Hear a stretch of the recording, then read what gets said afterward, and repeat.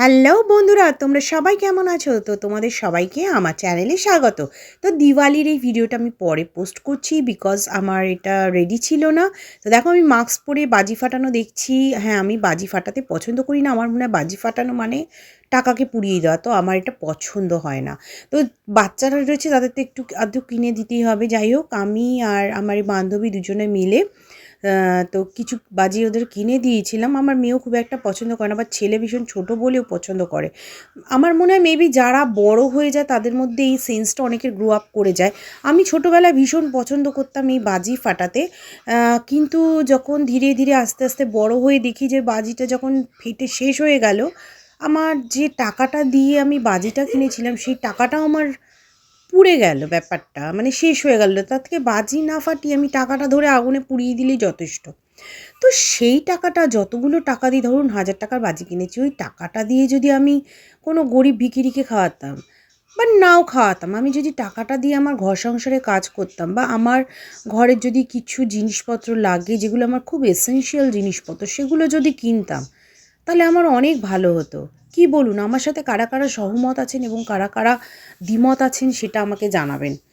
তো এই জন্যই আমি বাজি ফাটানোটা খুব একটা লাইক করি না। তবে বড় বড় ক্লাব ক্লাব থেকে যেগুলো বাজি ফাটানো হয় চাঁদা তুলে, সেগুলো ঠিকঠাক লাগে, ভালো লাগে দেখতে, বা বিসর্জনের সময় যে বাজি ফাটানো হয় সেগুলো ভালো লাগে। বাট ঘরে হ্যাঁ, একটা দুটো তারাবাজি বা এই কোনো বাজি ফাটালাম, ঠিক আছে, কিছু একটুখানি জাস্ট এটা সৌজন্যমূলক ব্যাপার, যেহেতু বাচ্চা কাচ্চার ঘর, তো ফাটানো উচিত। বাট এই বাজি জিনিসটা ফাটানো মানে আজকালকার এই চড়া দামের বাজারে বাজি ফাটানোটাকে আমি সমর্থন করি না। কারণ বাজি ফাটানো মানে, এই বাজির টাকা দিয়ে জানেন কত লোক আমাদের এই কলকাতায় বা এই ভারতবর্ষে কত কত লোক খেতে পায় না। কত লোককে দেখবেন এই আমাদের মতো অনেক ভালোভাবে থাকে, কিন্তু ভেতরে তাদের প্রচুর কষ্ট। তারা যে কিভাবে সংসার চালায় বা কিভাবে সংসারের হাল ধরে থাকে, শুধু একমাত্র তারাই জানে। তো সেক্ষেত্রে আমার মনে হয় এই বাজি ফাটানোটা থেকে বিরত থেকে, যে টাকাটা দিয়ে বাজি ফাটানো হচ্ছে, আমরা যদি সেটা সঞ্চয় করে রাখি বা সেটা দিয়ে যদি আমরা ঘরের এসেনশিয়াল কিছু জিনিস, যেমন ধরুন কারো বাড়িতে একটা সিলিন্ডার প্রয়োজন গ্যাসের, তার বাড়িতে সিলিন্ডার নেই, তো সে সিলিন্ডার নিয়ে আসুক। বা আমাদের একটা মাইক্রোওয়েভের দরকার যে খাবার গরম করার জন্য, জাস্ট শুধু সেইটুকুর মতো নিয়ে আসুক। আজকাল এটা দরকার হয়েই পড়ে, এটা এসেনশিয়াল জিনিসের মধ্যে একটা। বা আ আজকাল তো টিভি কেউ দেখে না, বা কারো হয়তো মোবাইলের প্রয়োজন, সে মোবাইল কিনুক। কারো হয়তো ঘরে ফ্রিজটা খারাপ হয়ে গেছে, ফ্রিজ কিনবে। কেউ হয়তো ঘরে একটা পাখার দরকার, ভীষণ গরমে সে কষ্ট পায় কিন্তু এসি কেনার সামর্থ্য নেই। ঠিক আছে, একটা ফ্যানই কিনে নিই পেডেস্টাল সাথে বড় দেখে। বা আরেকটু যদি বাজেট বেশি থাকে তো একটা এয়ার কুলার কিনে নেওয়াই ভালো। আর যদি এসি বাজেট থাকে তো এসি কিনে লাগিয়ে নেওয়াই ভালো। তো আমার মনে হয় এই সব জিনিসে টাকা পুড়িয়ে নষ্ট না করে আমাদের ঘরে এসেনশিয়াল জিনিসপত্র বা সংসারে এই টাকাটা রাখা উচিত বা সঞ্চয় করা উচিত ভবিষ্যতের জন্য। কারণ এখন মানুষের ভবিষ্যৎ ভীষণ অনিশ্চিত। বাজার যেরকম আপস অ্যান্ড ডাউনস হচ্ছে বা যেরকম চড়া দাম যাচ্ছে, বা কখনো দাম তো কমার নামই নেই, খালি বাজারে দাম বাড়তেই শুনি। হ্যাঁ, পেঁয়াজ ১০০ টাকা ৭০ টাকা কেজি, আলুর দাম এত, মানে কোথায় যাবে মানুষ? সেখানে দাঁড়িয়ে বাজি ফাটিয়ে আমাদের আনন্দ উপভোগ, হ্যাঁ, বলতে পারেন যে বছরে একটা দিনই তো আনন্দ উপভোগ করি। হ্যাঁ, বছরে একটা দিন আপনারা এই টাকাটা দিয়ে আমরা গরিব মানুষদের, যারা খেতে পায় না তাদেরকে একটু খাইয়ে, বা যাদের গায়ে এক ফোঁটা কাপড় নেই, যারা ফুটপাতে থাকে, সেই সব বাচ্চাগুলো যারা দেখবেন ফুটপাতে ওয়া ওয়া করে কাঁদছে, ছটফট করছে, তাদেরকে দুটো জামা কিনে দিই। তো সেই কাজগুলোও করে আমরা আনন্দ উপভোগ করতে পারি।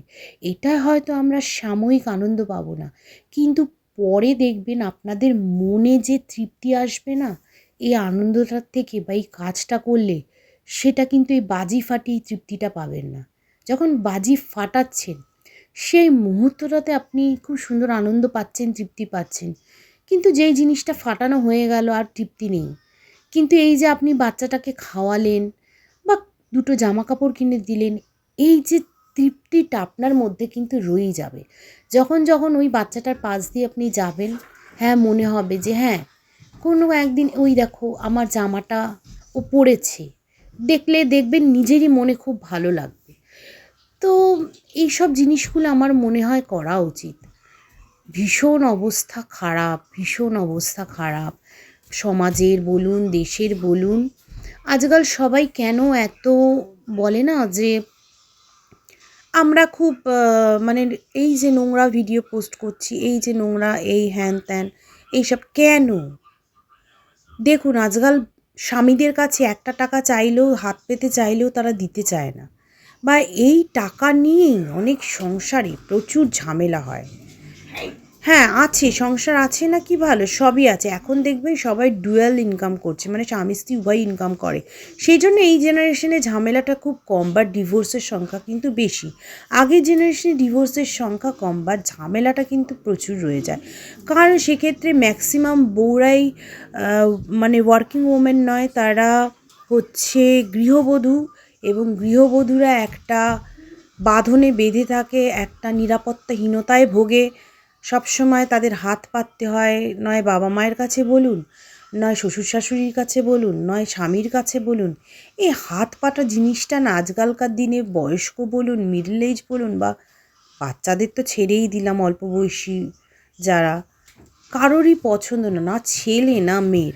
তো সেক্ষেত্রে উভয় পক্ষকেই কিছু না কিছু ইনকামের পথ বেছে নিতে হয়। সেই কারণে সবাই কিছু না কিছু একটা উপায় ইনকামের পথ বেছে নেয়।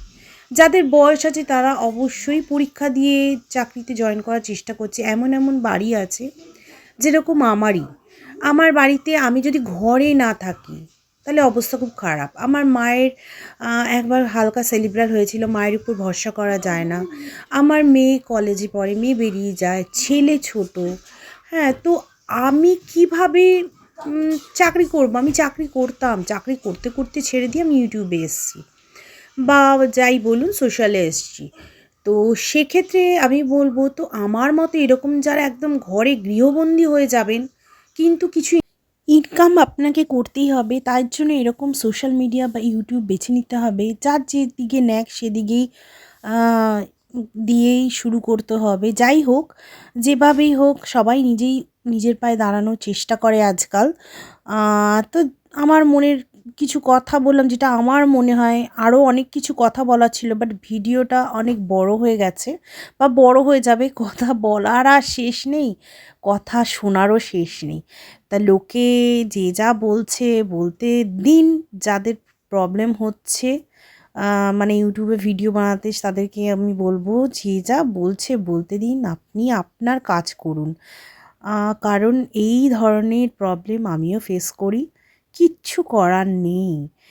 কেউ কারো ভালো আজকালকার দুনিয়ায় দেখতে পারে না, সবাই চায় সবার ওপরে থাকতে। তো সেক্ষেত্রে সবাই কেউ ওপরে উঠলে তাকে ঘাড় ধরে নিচে নামানোর অনেকেই চেষ্টা করে, সবাই চেষ্টা করে। তো সেক্ষেত্রে ওইসব দিকে নজর না দিয়ে নিজের লক্ষ্যের দিকে নজর দেওয়াটা বেশি প্রয়োজন। তো সবাই ভালো থাকবেন, সুখে থাকবেন, এবং পরিবারের সাথে সবাই মিলেমিশে থাকবেন। আর পরিবার এখন আর মেলামেশা নেই, কিছু নেই। পরিবার আছে এখন শুধু পেছনে বাঁশ দেওয়ার জন্য, সমাজেও আছে পেছনে বাঁশ দেওয়ার জন্য, যে কে কত বড় বাঁশ দিয়ে সবাইকে আছলা বাঁশ দিতে পারে। যে ভালো বাঁশ দিতে পারবে সেই টপার হবে, এটাই হচ্ছে নিয়ম। তো আমি কথাগুলো জাস্ট ফর জোকিং বললাম, কেউ ইয়েতে নেবেন না। আমার কথাগুলো মনে হয়েছে তাই আপনাদের সাথে শেয়ার করলাম। মানে আমার এই বাজি নিয়েই শুরু, আর এই কথা দিয়ে শেষ। বিকজ যেগুলো আমি ফেস করেছি বা যেগুলো আমার মনে হয়, সেটা আমি আপনাদের সাথে শেয়ার করে ভালো লাগলো, মনের কথা। তো আপনাদের কি মনে হয় অবশ্যই কমেন্টে জানাবেন। আর বাড়াবো না, অনেক বড় হয়ে যাচ্ছে ভিডিওটা ভালো লাগলে অবশ্যই লাইক করবেন, কমেন্ট করবেন, অবশ্যই ভালো লাগলেও করবেন, খারাপ লাগলেও করবেন, শেয়ার করবেন। এবং যারা সাবস্ক্রাইব করেনি তারা অবশ্যই সাবস্ক্রাইব করবেন, সাথে থাকবেন, পাশে থাকবেন। আপনাদের সাপোর্ট মেরি সারাখ হোপার। তো টাটা সবাইকে।